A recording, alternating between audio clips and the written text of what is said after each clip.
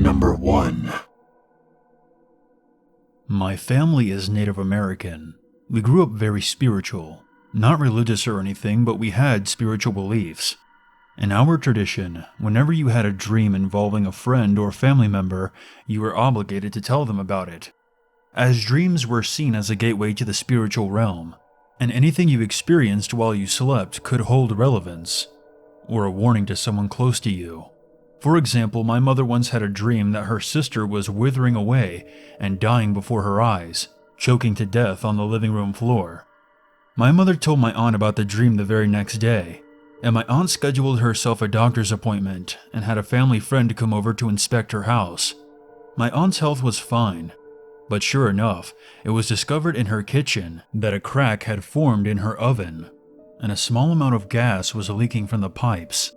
Had my mother not passed on the information about the dream, the leak would have likely gotten worse over time, and my aunt could have suffocated or worse in her own home. When I was very young, I had a dream that a tall, dark man with red eyes would come into my room at night and stand over my brother's crib. I would often wake up terrified and run screaming into my parents' room to tell them about the nightmare. My parents moved the crib into their room. About a week later, there was a terrible storm, and an electrical surge knocked out our power during the night. When that happened, the light bulb in the overhead light on my bedroom ceiling shattered and showered fiery sparks and fragments of broken glass down where my brother's crib used to be positioned. It woke me up out of a dead sleep and scared me to death. But fortunately, I wasn't hurt. After that incident, my grandfather told me about a similar situation that he had experienced when he was a child. He used to live in a single-room house with his family and would have a dream about a dark figure who also stood over his baby brother's cradle. He never told anyone about the dream, as he was really too young to comprehend the possible meaning behind it. And sure enough, his baby brother suffocated one night in his sleep. I guess in the end it comes down to whether or not you believe in coincidence. If you don't, make sure you pay very careful attention to your dreams. If you do, well, those are 3 pretty extreme coincidences that have happened in my family alone. How many instances as extreme as that have happened in yours?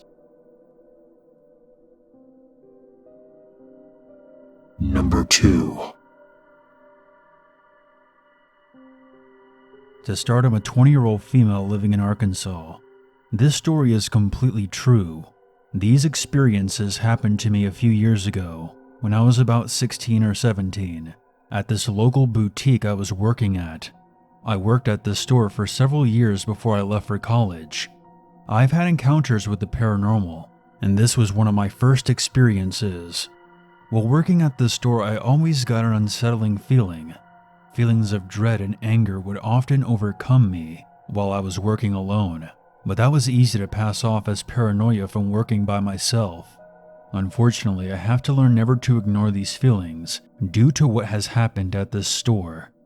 As the months of me working there went on, little things would start to happen. Doors would slam, I would hear kids talking, things would be moved. But I passed off these events as nothing more than my imagination getting the best of me. I was very wrong. One day I was working with a good friend of mine from my high school, Ava. Ava and I were opening the store on a Sunday morning and would be working together for the rest of the day. Sundays were always slow, so we would often chat and chill for a while when there was no customers in the store. The store had these large white pillars near the checkout area. Along the checkout counter were very big shelves with large glass containers that had glass lids. These jars were about 1.5 to 2 feet in diameter. I was leaning on a pillar near the checkout area while talking to my friend when suddenly a lid from one of these jars flew off and smashed right into the pillar I was leaning on. Glass went everywhere, including in my hair and all over my body, which made it virtually impossible for me to run away without getting scraped up a bit. Ava and I both ran outside as fast as we could, crying, and were completely out of breath. On our way out, we still swear we heard a deep growl echoing throughout the store. The boutique was located on a fairly busy street, so I can only imagine what the people who were driving by were thinking. It took us hours to calm down and clean up all the glass. To this day, I don't know what happened or what caused this. I prayed and blessed the store for our protection, and shortly after I graduated. I hope I never encounter whatever that was again. Number 3. My grandmother bought a home in a Salt Lake City suburb in the 1960s, after her and my grandfather had their first child together. According to her, she knew the house was haunted since day one. She said that even though it was clear early on that something paranormal was in the house, she never felt threatened or inclined to leave. Over the years, my grandmother welcomed more children who were raised in the house, and it became a safe haven for my entire family. We would use the home for family gatherings, and some of us used it as temporary residency at one time or another. Most of the family has experienced something unusual in the home, and it has been commonly attributed to ghosts. Aside from one instance, the spirits have never acted maliciously or given us any reason to leave. The following is the one incident. My grandfather died in 1999, and several months after his death, my grandmother was in the kitchen doing the dishes. She said that she felt a strange feeling come over her, like she needed to leave the house, and she said later that she felt like my grandfather was trying to warn her of danger. Before she could even finish her thought, she had a sensation that something very strong was grabbing her from behind and trying to force her into the basement. There was no one else in the house, but she felt something powerful restraining her. She fought against the unseen force and managed to make it to her kitchen table and held onto it while the entity violently pulled and groped at her. Finally, the sensation stopped, and the house went silent and peaceful again. She said that she has never been so scared before in her life. My grandmother is a tough old lady, but you can tell that the incident really did shake her deeply. While telling me the story, at the same kitchen table, she told me about a young girl ghost that lived in her basement. She said that this girl liked to play pranks on her, like pull off the blankets while she was sleeping, or hide things around the house. She said that the girl would giggle mischievously, so she knew it was her. The girl seemed peaceful and acted like she just wanted somebody to play with. One day my mom was doing the laundry in the basement. She was living there during her separation from my dad, and she said that she saw what appeared to be a hazy outline of a tiny person. She said hello with a nervous laugh. Then the haze would just disappear. I have never personally experienced anything paranormal in the home, but after hearing the stories, I was creeped out about being alone in any of the rooms. Now fast forward a few years to the exact same kitchen table. My mother and I were sitting with two of my friends. We'll call them Brad and Ashley. My friends and I had no money to go out, so we decided just to hang out at grandmother's haunted house. Mom and I began telling stories about what other family members had witnessed here.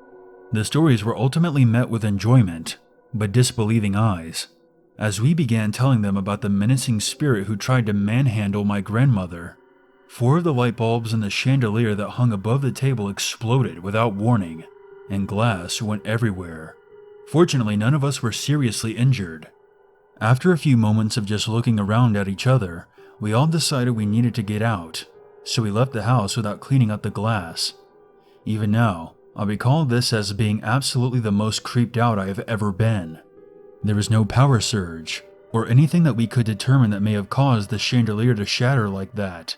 The electricity didn't go out, and they were the only 4 bulbs in the house that exploded. Brad and Ashley haven't gone back to that house since, and I call my grandmother at least once a week to check up on her and see how that old house is treating her. I sometimes wonder if it is the ghost of a little girl, or perhaps something more sinister. Number 4. I'm a 22-year-old male from Switzerland, and one of my aunts owns a house up in the isolated mountain range not far away from Simplon Pass. As a kid, I remember visiting the house often on weekend trips with my family and enjoying the wide-open countryside, but the running joke was that we could never stay longer past the weekend because that's when the ghost family came back. It used to spook me as a kid, but in a playful, Halloween fun kind of way. That didn't really keep me up at night. It wasn't until I was in my early 20s and asked my aunt if I could borrow the house for a week-long getaway with some friends that she revealed to me that the ghost family story was never meant as a joke. She sat me down and revealed to me that every Wednesday, the house would be visited by a family of paranormal entities that she suspected were the original owners of the property when it was settled on in the 1850s. She told me how the neighbors would see lights turn on and off in the house on Wednesday nights and could hear the sounds of crying and yelling when they knew that nobody was in the house. My aunt then confided in me that she had witnessed figures moving from room to room in the dead of night, always staring at her as though she were unwelcomed. The paranormal activity only seemed to happen on Wednesdays, so my aunt made it a point to never be around during that time of the week. Now it goes without saying I didn't believe her at all.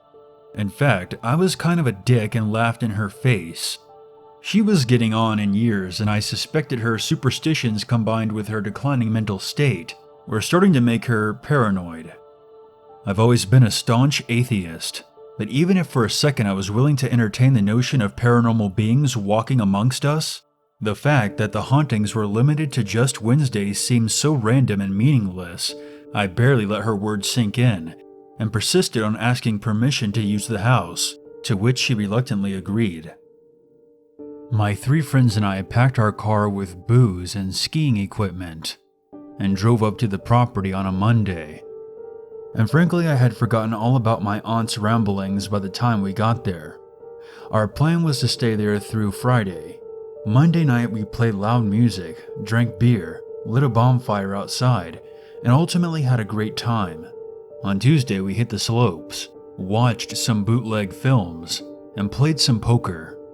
It was after midnight when we all drunkenly staggered back into our bedrooms and passed out. I was awoken by my girlfriend, who was sharing the bed with me. She was complaining that one of the other 2 were pacing up and down the hallway. I checked my phone and discovered it was 2:30 a.m., and I had only been asleep for barely 2 hours. I lied still and listened for a moment.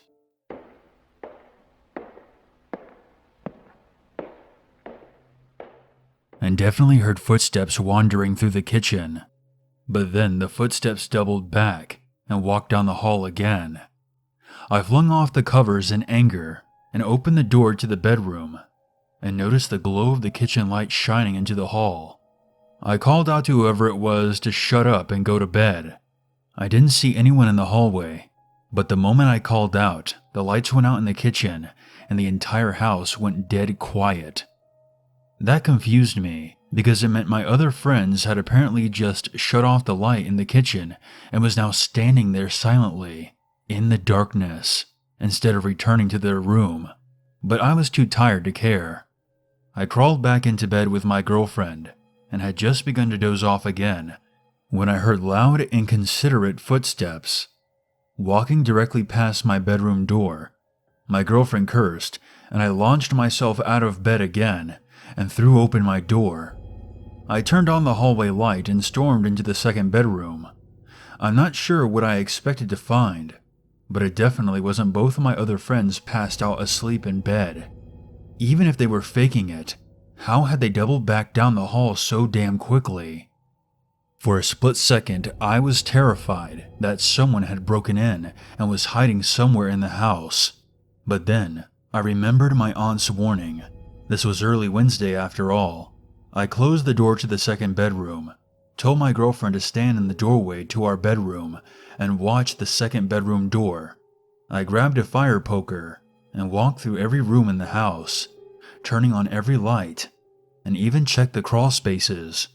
The deadbolt on the front door was locked, and none of the windows were open. As I started turning off lights and heading back to bed, my girlfriend hissed angrily at me and demanded to know what I had been doing in the kitchen. I frowned at her and told her I had been in the kitchen for only a few seconds as I walked through it to get to the living room. But she insisted she heard the cabinet doors being opened and shut.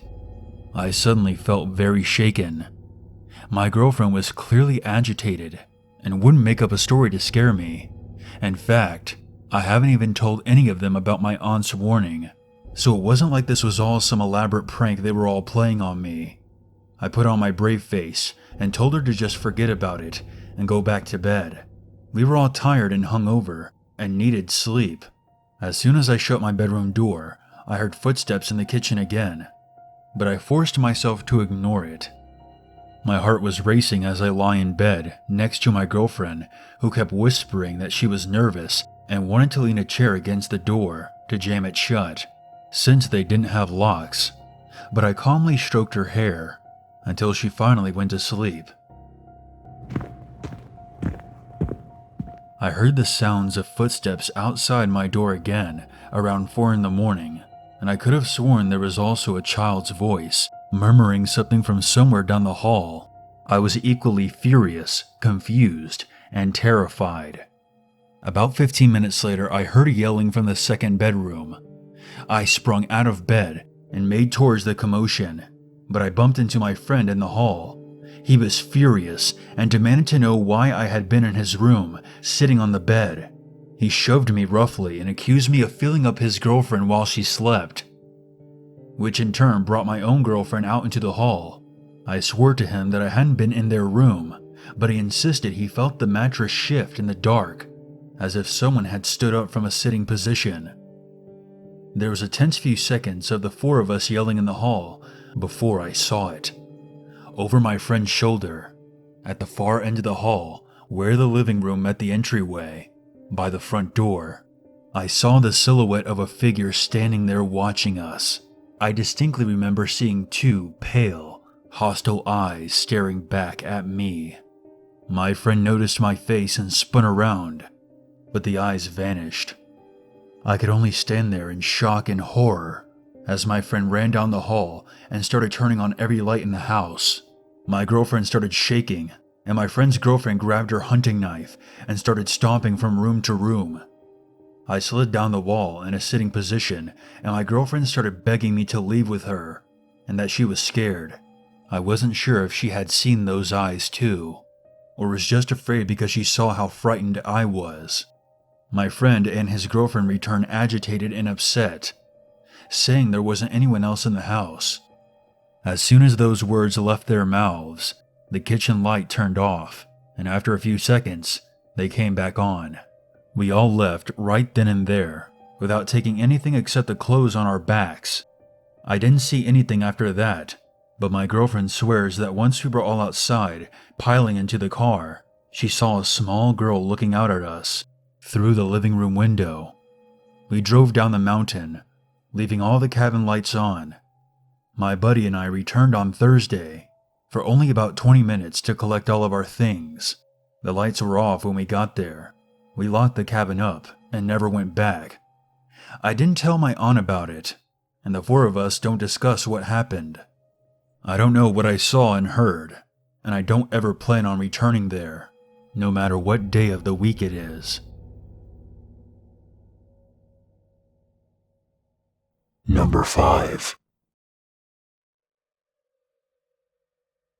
My name is Eliza, and I'm a paranormal investigator and a medium. Not much from the dead scares me. I often find them much more trustworthy than the living, since they really don't have anything to lose. Personally, I find that the living are capable of much worse than what any spirit can do. But that's a story for another time. I was 22, and I was with my mom and the investigation team that we're members of. We were at this historical society for a charity event. Basically, we came to the site, a charming turn-of-the-century house, and we set up stations where we could play around with the investigation equipment. It was a pretty sweet deal considering that we prefer working with both spiritual and scientific methods, so they really got the best of both worlds. I was sitting in the bedroom and people were coming in and leaving disappointed that nothing was really happening. That's when I saw her. Not on camera, but I saw her when I walked into one of the rooms. She was a tall, thin, intense-looking woman with a white dress and her hair was tied up high. She just sat there on the bed, glaring at me. I got the sense that she was upset that people were coming into her bedroom so late at night. I attempted speaking to her. I asked for her name, and I told her that if she went up to the 3rd floor, she could get some privacy since no one was allowed up there.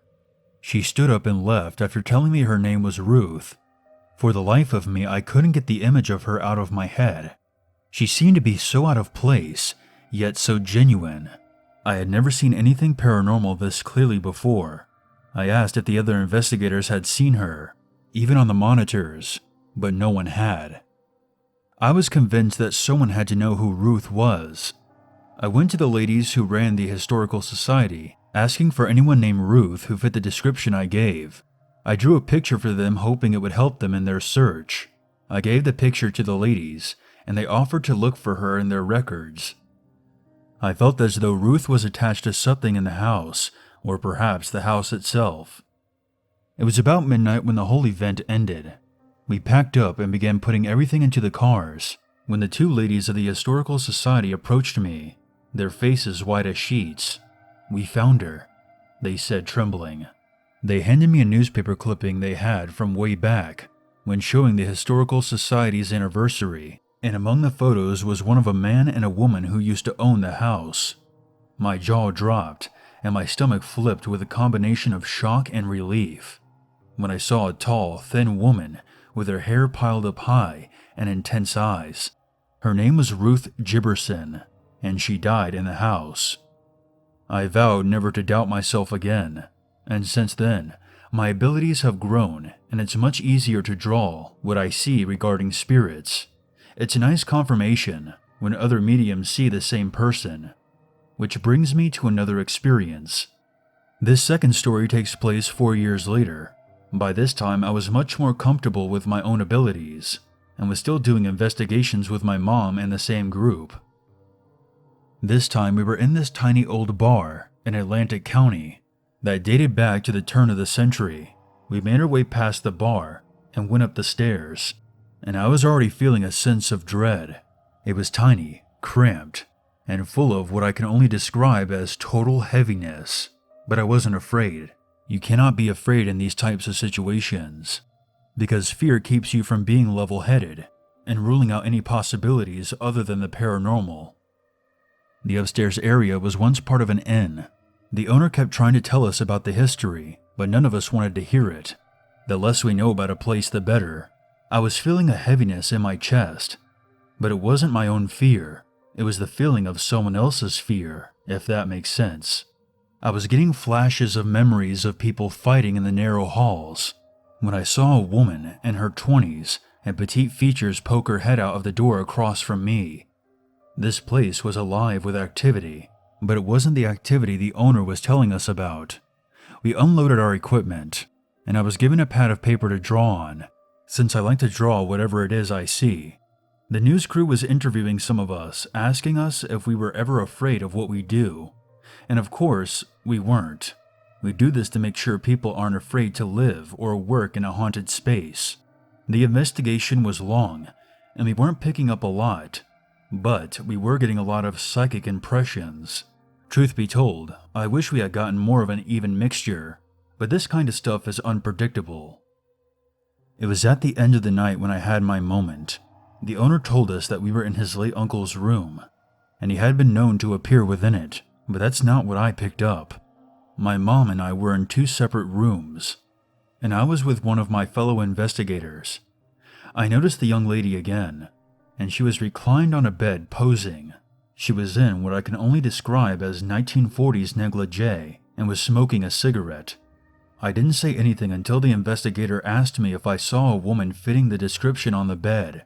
I said yes, and immediately began drawing her the best I could. She seemed to appreciate the attention we were giving her. She showed the both of us that she used to work in the brothel that carried on upstairs under the guise of an inn, and this was her room. My mother entered the room, and she asked if someone had suffered from a heart attack in this room because she felt a sharp pain in her chest when she walked in. That wasn't the case.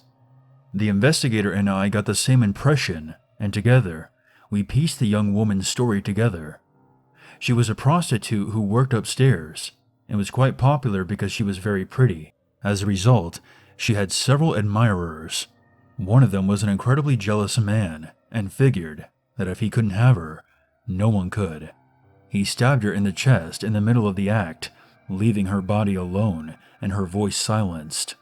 The heavy feeling that plagued that room immediately dissipated, leaving the air peaceful and content. I think she moved on. She was trapped only because she wanted her story to be told, and I helped her. It reminded me why I have this ability. It was more than just helping the living. It also brought the dead peace. I left a quick drawing of her on the nightstand. I figured if she ever came back to visit, she might want to look at it. I took a photo of it, and I've attached it in addition to the news article that we were featured in.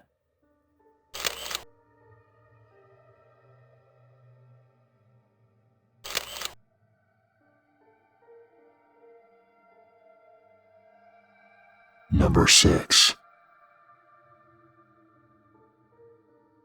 My dad sells cars for a dealership here in Vallejo, California. There's a lot of cars on display at the dealership, but the inventory that does not fit on site is stored in a nearby warehouse on Mare Island. Mare Island is a naval shipyard that dates back to the mid-1800s. On the island, there's a variety of warehouses that are still in use, as well as several creepy abandoned ones. It's quite a spooky place to be around at night, and people are known to go urban exploring, use the abandoned warehouses for photo shoots, and ghost hunting. I've hardly done any research on the shipyard, but if you Google Mare Island hauntings, you'll see that it's listed among the top 5 most haunted places in the Bay Area. There are even episodes on YouTube of ghost hunting shows that have gone to explore Mare Island. From time to time, my dad has to go there to pick up a car that someone has purchased. He's friendly with the security guards on site, and they chat for a while every time he stops by. The place is monitored 24/7. There is one security guard there that has night shift, and he tends to see him in the early mornings. He would always tell my dad about creepy things that happen there at night, like flickering lights and loud bangs. Basically the typical stories you hear from a nighttime security guard. One day the warehouse upgraded their security cameras.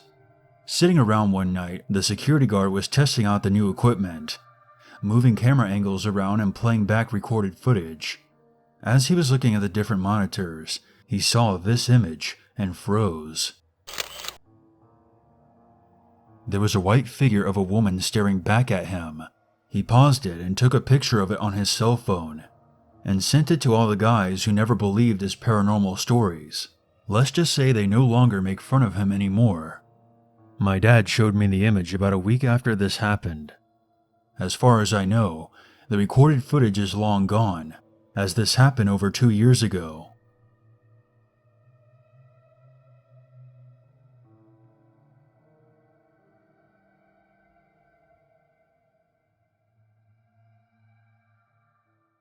There's always a reason to be afraid.